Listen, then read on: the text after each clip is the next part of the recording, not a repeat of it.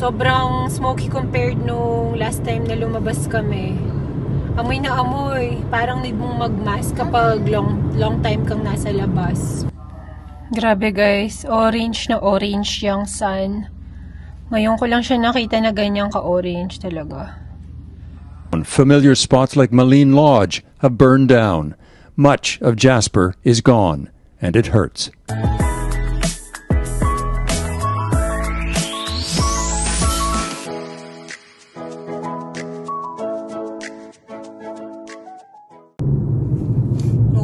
Morning guys. So, ayun, ipa-flash ko sa screen or sa ibang parts ng video na to, sa vlog na to, yung kuha ko 2 days ago. So, Friday ngayon, Wednesday nung lumabas kami, doon namin nakita yung mas smoke nga sa daan.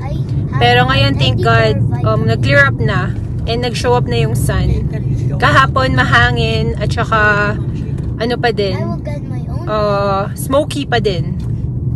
In the morning nga, nag-mask kami. Hindi ako nakapag-vlog kahapon, pero nakapag-capture ako ng picture namin na naka-mask ni Kian kahapon. Though, late na yung picture ko kaya yung mask ni Kian hanggang dito lang.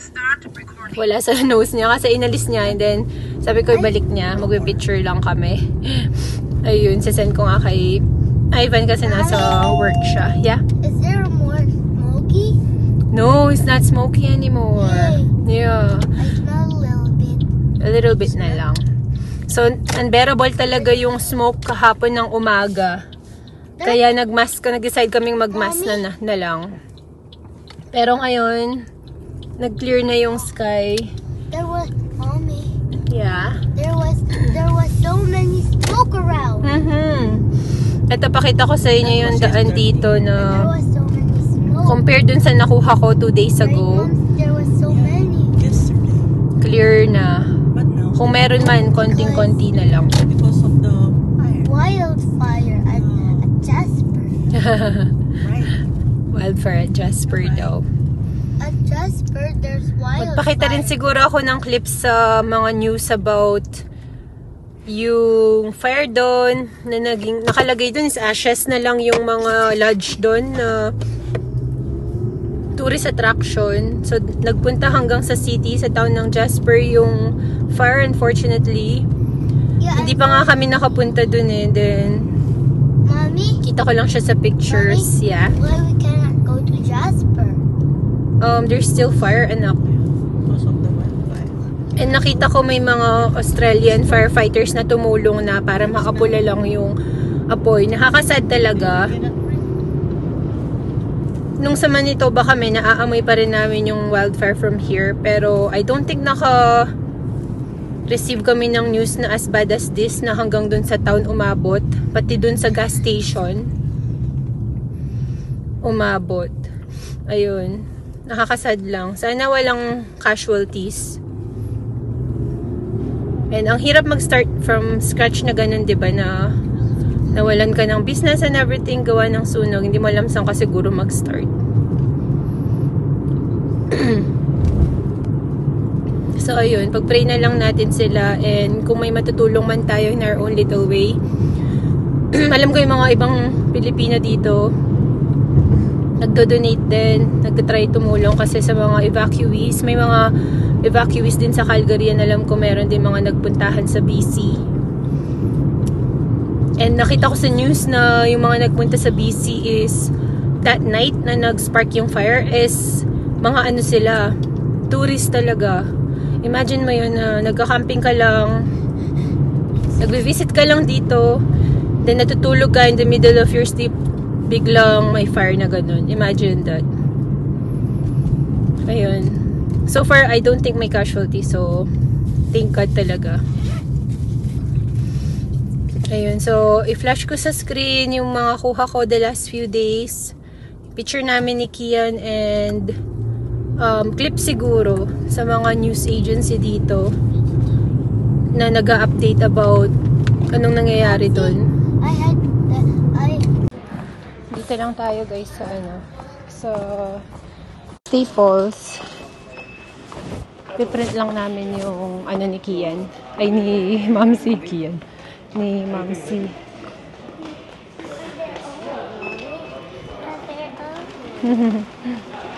Here. Why this cup here is out of order? It's broken. Broken? Oh, you do it, bebe. What? Print. Yung biometrics, request.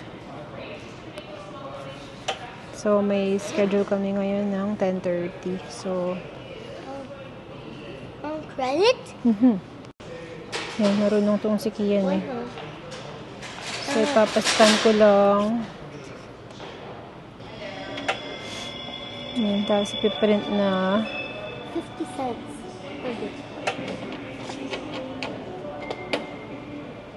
tapos lalabas na siya dito.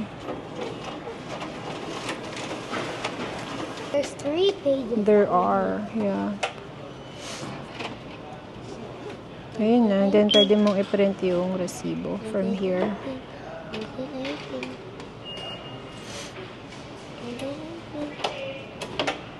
Ayun, lalabas din siya dito sa kabilang end. Dito na tayo guys sa Service Canada. Dito yan sa Royal Vista, Northwest. I wanna go. Ito kasi yung malapit sa amin. Pakita ko sa inyo yung labas nito. Ito siya, Royal Vista Professional Building.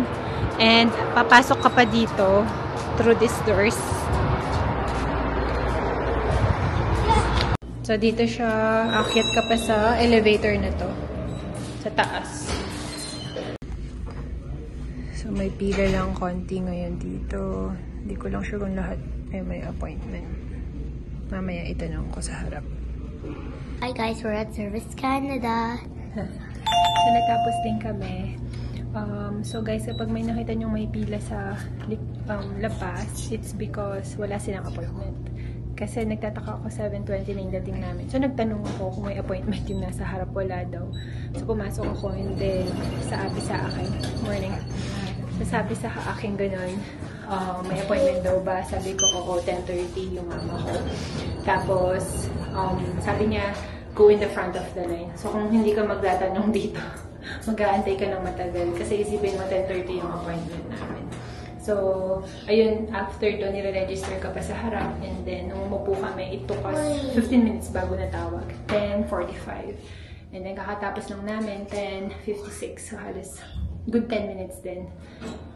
So, ayun. Biometric si Ma'am C. At saka kinuhanan siya ng picture din. Doon na. So, ayun. Yun lang naman. Nabayaran na rin siya. So, yun yung price na nabayaran namin online. Hindi na ako magbabayad dito. So, ayun. Hindi na ako nagbayad kanina kasi nagbayad na ako online nung sinubmit ko yung for extension ni Max. Ayun. Sabi niya siya na yung magsasubmit online. We don't need to do anything. Binigyan lang niya kami ng sticker proof na nag-biometric na siya. At saka, picture din. Lumabas lang kami ngayon para magpa-print saglit dyan sa may Staples ulit. Pero nagulat kami kasi tignan nyo, hindi ko lang kung napapansin nyo yung fog. Yung smoke pala. Sobrang smoky compared nung last time na lumabas kami. Amoy na amoy. Parang need mong mag-mask kapag long time kang nasa labas. Magbabike sana kami. Ipapark ko sana si Kian. Pero mukhang hindi muna pwede. Kasi kapag matagal kang nasa labas, amoy na amoy talaga yung smoke. That wasn't a fog. That wasn't a fog. That was smoke. Yeah, it was a fog. Jasper. Smoke. From There's a Jasper, wildfire. Mommy? From Jasper, yeah. There's a wildfire. Mukhang hindi pa naapula yung wildfire sa Jasper.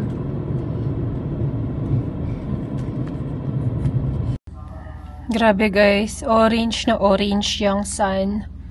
Ngayon ko lang siya nakita na ganyang ka-orange talaga. Gawa yan ng wildfire. And binuksan ko yung door namin dito. Amoy na amoy talaga yung smoke.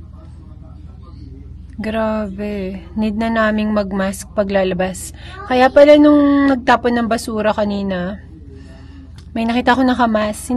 That time hindi ko pa maamoy. Pero ngayon, sobrang amoy na.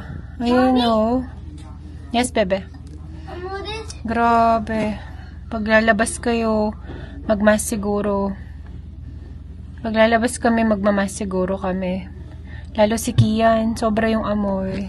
Sana maapulan na yung wildfire sa Jasper. Ayun. So, yung wildfire is sa Jasper. Kahapon yata yung forecast ng wildfire or makalawa. Nag-evacuate na yung mga tao doon.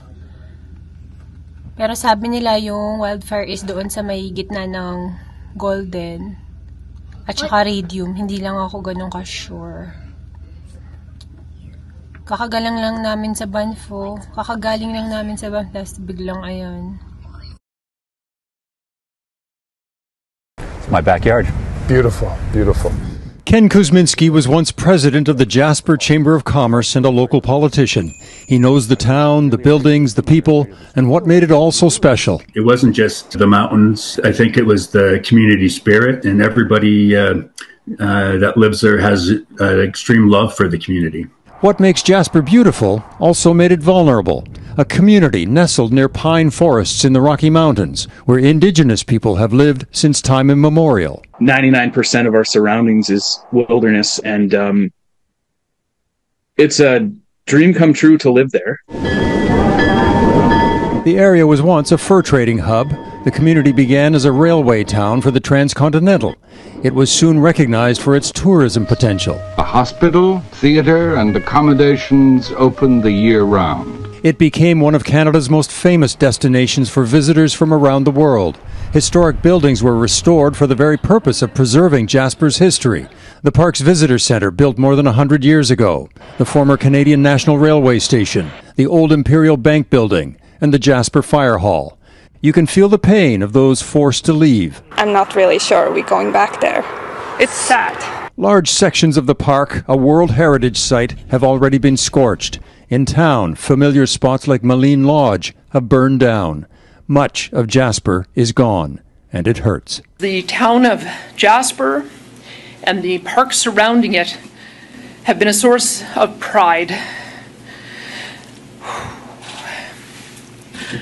With some of the most beautiful scenery in the entire in the world. And yet, nature and human nature together will bring it back, says Ken Kuzminski. You'll see the forest regrow, and I think you'll see the rebirth of the community at the same time. Mark and Megan LeBlanc know they've lost their home, but are just as certain that their lives can be rebuilt in Jasper. It's a really strong community, and that's what makes it special, and that's what's going to help us get past this. Eric Sorensen, Global News. So, yun, pauwi na rin tayo. Tapos na rin sa appointment natin dyan sa may Service Canada. Ang bilis nung pila nila actually nung mga walk-in. Katapos namin, nawala lahat yung mga tao na nakapila hanggang sa labas ng door. Pero advice ko sa inyo is mag-appointment na kayo. Kasi kagabi ko lang binook yung appointment ni Ma'am C. Ang dami pa from 8:30 yata. Meron pa nga the whole day. Ang bilis. Ang bilis nung biometric appointment na yun dito. Kasi hindi ko lang sure kasi sa Winnipeg. Ngayon ko lang na-encounter yung biometrics requirement for tourist visa. Kasi si Mamsi ko is naka-ETA. Kasi may super visa siya. Nung in-apply ko siya before, back in 2017 naman. Super visa yun. So ngayon is yung ETA is parang tourist visa. 6 months valid. So next-extend ko siya kasi patapos na. And dapat 30 days before ma-renew mo yun. Yeah. Kakagawa ko lang nun eh. So that was so close. Tignan natin kung gaano katagal yung approval niya. And so far wala pa namang hinihinging medical. Sana wag na rin. So ayun, medyo malamig din ngayon ng kaunti. Though sunny, kumpara nga nung mga ilang araw na smoky. 19 degrees. Kahapon, sobrang lamig. Tsaka umambun-ambun pa nung afternoon. How many minutes? It's, I think, 10. Lapit na. So, buti hindi naman nag-hail or anything. May tornado watch pala dito nung makalawa. Pero hindi mismo dito sa Calgary, kundi sa mga karatig towns niya, like Red Deer, ganon. Hindi sa city of Calgary. Tornado watch at saka hail din.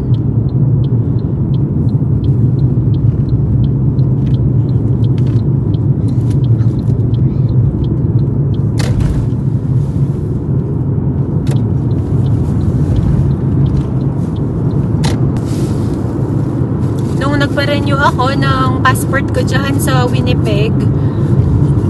Rush kasi yun. So, tama ba yung sa akin or yung kay Kian? Ay, hindi, yung sa akin. Rush kasi yun kasi uwi kami ng Pinas ni Kian nun dahil na-atake si mama ko, si Mamsi. That was just last year. Nag-walk-in lang ako dyan sa may Service Canada sa Main Street sa Winnipeg. Inabot ako ng 4 hours. Sobrang daming tao. Pero dito nakita ko, mga tao hindi nagpapa-appointment. Parang kami lang yung naka-appointment kanina, ang haba ng pila ng walk-in. Pero ang bilis ng service nila.